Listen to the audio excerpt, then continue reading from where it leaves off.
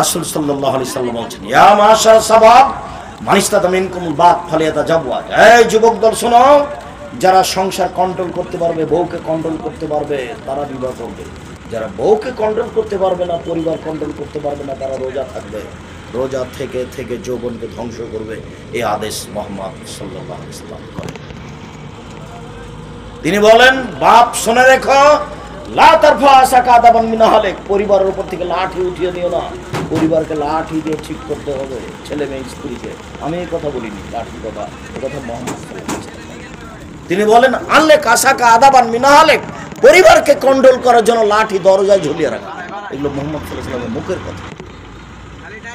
পৃথিবীর সবচেয়ে দামি মানুষ, সবচেয়ে ভদ্র মানুষ, তিনি বলছেন, এই শোনো, স্বামী হলে 5টা জিনিস লাগে, বাড়ির মালিক হলে 5টা জিনিস লাগে।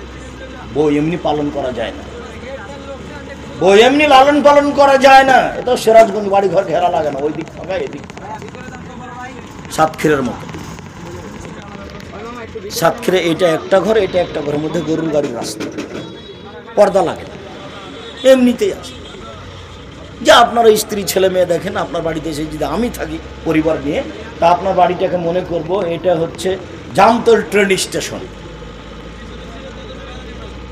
আমাকে নিয়ে আসতে হলে বাড়ির চতুর্দিক ঘেরতে হবে সুন্দর করে, এবং একটা টয়লেট করতে হবে। কোটি টাকা দিয়ে টয়লেট করতে হবে না, কোনো রকম চললেই হবে। তখন আপনি স্বামী। স্বামী হলে 5টা জিনিস লাগে। 1, হাতের মাথায় এমতা, যেমানের খাচ্ছ বউ ছেলে মেয়েকে সেমানের খাওয়াবা।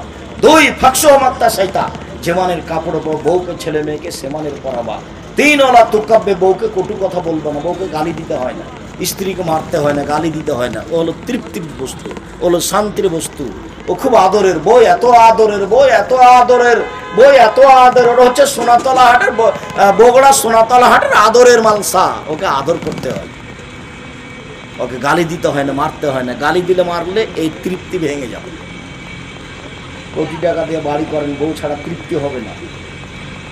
খুব ভালো দামি খাট তৈরি করেছেন, মখমল চাদর বিছানো আছে, কোনো তৃপ্তি নেই বউ ছাড়া। বউ একটা ভিন্ন জিনিস, আল্লাহর পক্ষ থেকে এটা ব্যতিক্রম নিয়ামত। তার জন্য রাসূল বলছেন মারবেন না। বললেন তো এই কথা, আবার দেখেন 4 নম্বরে বলছেন যে মারো, তবে মুখের উপরে মারো না। দেখেন কথা আবার ধরলেন। আগে বললেন যে কটু কথা বলবো না, পরের বাক্যে কি বলছেন? মারলে মুখের উপরে মারবো না, তাহলে মারা লাগবে। ওই যে কয়েকটা হাদিস চলে গেল। এবার ওলা তাতরুকা ইল্লা ফিল বাইতে, তুমি তোমার স্ত্রীকে তোমার বাড়ি ছাড়া কোথাও যেতে দিও না।